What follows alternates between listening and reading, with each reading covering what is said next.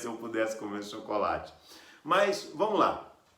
Eu quero convidar você para entrar comigo na minha máquina do tempo, nesse sofá que vai ser a nossa máquina do tempo.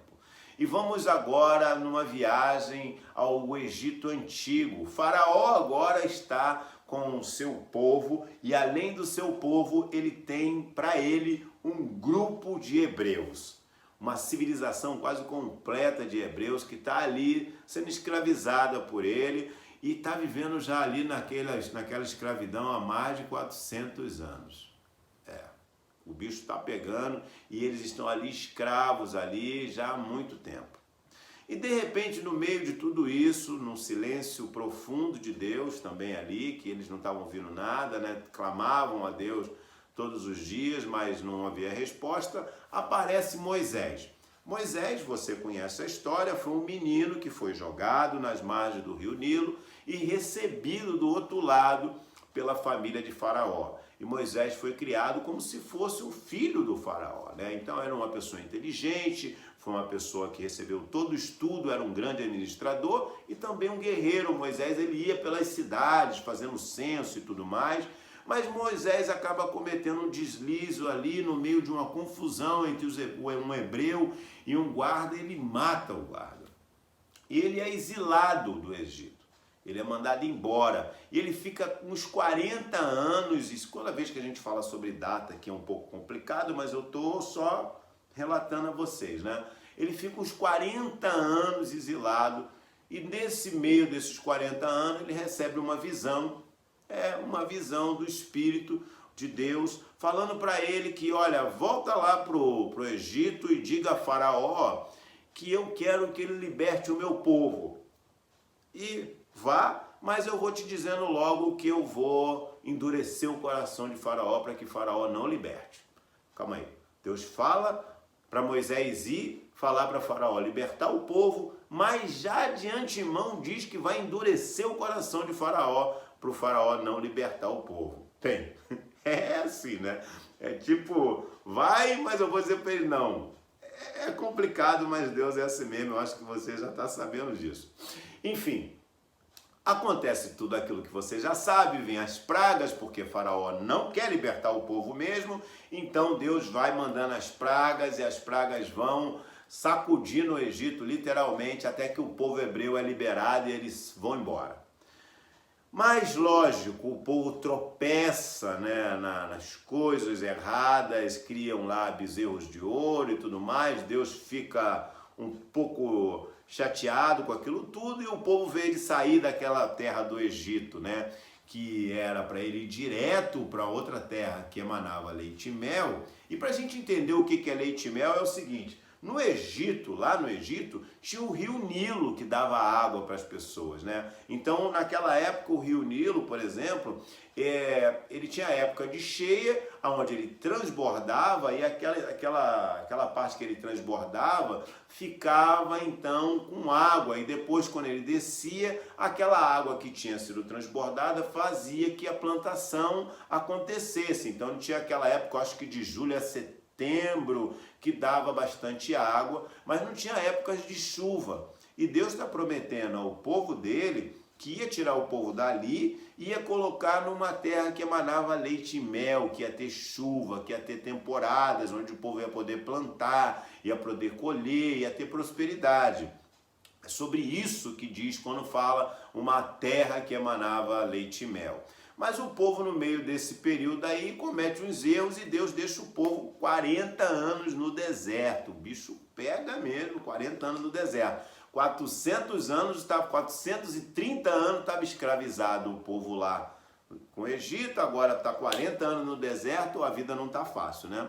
Mas, enfim, chega na sua terra, onde Deus prometeu e tudo mais, e agora a gente entra na nossa máquina do tempo e vamos pular aí, lá para a época de Herodes. Muito bem, época de Herodes, o grande rei Herodes. O grande entre aspas, porque nessa época do rei Herodes, quem estava mandando de verdade era o Império Romano, que chegava no lugar e falava assim: olha, agora eu mando aqui, mas eu não vou tirar você daqui não, você vai continuar sendo rei aqui, mas você vai reportar a mim. vai continuar sendo rei aqui, mas vai se reportar a mim. Então, o Herodes era o rei naquele lugar lá. Ele comandava tudo ali na Judéia, tudo mais, era ele que estava ali de chefe na parada. Só que o povo era aquele povo que a gente falou sobre ele lá atrás, na máquina do tempo, quando a gente estava no Egito, esse povo estava ali. Mas, gente, já fazia 400 anos que o povo também não ouvia a voz de Deus, sabe? Era coisa do passado. O povo ouvia as histórias das histórias de como saíram do Egito, como Deus abriu o Mar Vermelho, como aquela labareda de fogo guiava o povo no deserto, o maná que vinha alimentar as pessoas, a água da rocha, tantos milagres que Deus tinha feito no passado. E o povo se alimentava dessas histórias porque existia um silêncio. O último profeta que tinha falado com o povo foi Malaquias, e depois que Malaquias fechou a boca, ninguém mais apareceu. E o povo estava cortando um dobrado com o Império Romano. O bicho estava pegando, não estava fácil para ele. Os impostos eram absurdos, tudo era muito difícil para o povo. E o povo ficava sempre naquela crença de que viria o Messias. Ah, é o Messias. O Messias, ele é falado na Bíblia desde o começo. Toda a Bíblia só fala de uma coisa: a vinda do Messias. Existe antes e o depois da vinda do Messias, mas toda a história da Bíblia, quando você lê ela inteira, você vai ver que ela só fala do Messias. E o povo está ali naquela crença do Messias, que o Messias uma hora vai chegar. E sabe que de repente começa a existir um burburinho, que aquilo começa a fervilhar, e Herodes, por estar ali no meio do povo, por ser rei ali, ele sabe do que fala o povo. Que vai chegar a época que o Messias vai vir, e ele também tinha medo desse Messias vai vir, porque estavam falando que havia um tal do rei dos judeus, o rei ia chegar. Bem, se o rei vai chegar, o que vai acontecer comigo? Herodes morria de medo dessa história. E no meio de tudo isso, aparece um cara no deserto, começando a falar: olha, arrependa dos seus pecados, porque ele está vindo. Opa, peraí, 400 anos de silêncio e agora tem um cara falando no deserto. O povo foi lá para ver quem estava falando no deserto, e era João Batista que estava falando que era para as pessoas se arrependerem dos seus pecados, porque o Messias estava chegando. E ele estava dizendo mais: olha, o tempo há de vir, e que esse tempo já chegou, que ele já está entre nós. Caramba, foi uma loucura. Foi uma loucura, pensa, 400 anos sem ninguém falar nada, e de repente tem alguém falando que o Messias está aí, ó, em algum lugar. Já está rolando, o cara já está aí entre a gente. Cara, há muitos anos que estão falando sobre o Messias está aí. Herodes morrendo de medo, porque ele ouvia falar das histórias, né, das lendas e tal, que o rei ia chegar, e agora tá aí, o rei chegou, o bicho pegou, parceiro. Aparece o tal do Messias chamado Jesus, o rei dos judeus. E esse rei, ele aparece no momento em que o povo está criando várias rebeliões contra os romanos.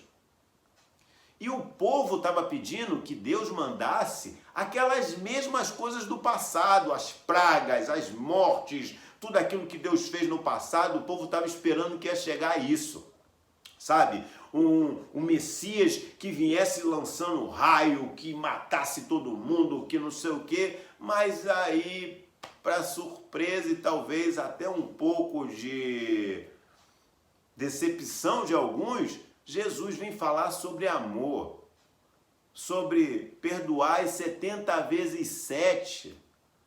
Quando alguém bater no seu rosto, dê a outra face. Se alguém te pedir uma coisa, dê a outra, dê a sua túnica inteira para ele. Repartindo o pão com as pessoas. E não era isso que o povo estava esperando naquela época. Ah, mas não era mesmo. A galera queria o Messias que estivesse lançando o raio dos olhos. Jesus veio falar de amor, estava lá curando os leprosos, andando com as prostitutas. E aí, você conhece a história, né? O povo queria que soltasse Barrabás, porque Jesus foi preso, e aí você também já sabe disso. Foi preso, foi entregue pela própria galera que falava dele, porque os fariseus estavam lá falando sobre Jesus, sobre o Messias, que ele ia chegar, mas quando ele chegou, eles falaram: ih, caramba, esse cara chegou, tá vendo tudo que a gente está fazendo de errado, todas as porcarias que estamos fazendo, nós estamos pegando o dinheiro do povo, estamos enganando o povo, e esse cara está falando isso para todo mundo. A gente tem que nos livrar desse cara que está falando isso para todo mundo. E qual é a grande solução? Vamos entregar ele para os romanos, vamos botar essa pilha. Ó, esse cara aí está dizendo que é o rei. Você não é o rei? Como é que ele pode ser o rei? E aí, colocaram e entregaram Jesus na mão daqueles que podiam julgá-lo, E Jesus foi preso para libertar Barrabás. Naquele momento em que, vocês querem esse ou esse? Ah, queremos Barrabás, traz Barrabás para cá, porque o Barrabás é o cara que é o assassino, o Barrabás é o revolucionário, ele está ali lutando para ajudar o povo, ele quer guerra, ele quer espada, ele quer... E Jesus estava falando sobre amor,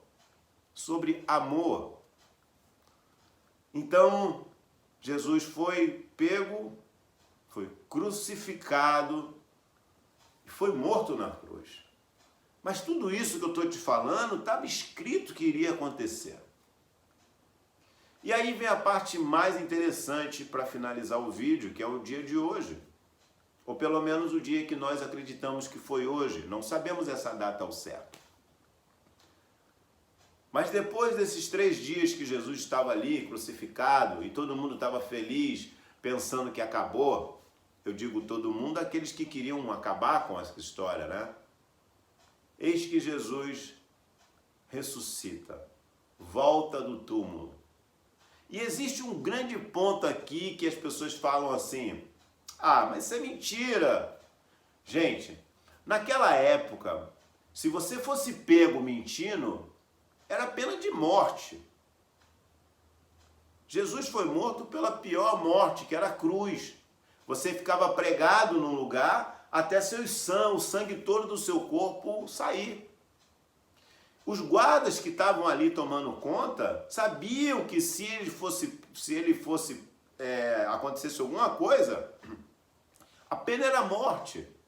Se alguém contasse uma mentira falando que estava vendo Jesus em algum lugar, era a morte. E foram vários relatos sobre a vinda, sobre a volta de Jesus. Pessoas morreram insistindo, lutando, da ideia que estiveram com o Senhor Jesus. Jesus veio por mim, por você, pelos nossos pecados, veio. E se você não acredita em nada disso, nada dessa história, acredite na mensagem de amor. Acredite no que ele deixou. Acredite de que ele veio e deixou a maior mensagem que já existiu na humanidade, o amor. Então o dia de hoje é pelo amor ao próximo. Jesus foi perguntado uma vez qual era o maior dos mandamentos, o que ele achava dos mandamentos. Ele disse: olha, amai-vos a Deus sobre todas as coisas e o próximo como a si mesmo. Eu e você somos o próximo. Se eu amo você, se eu cuido daquele que eu posso, se eu ajudo quem eu puder, eu estou cumprindo aí um dos mandamentos mais importantes. Então que nessa Páscoa você possa amar mais o próximo, possa fazer mais por alguém, independente da sua religião. Ame. E aí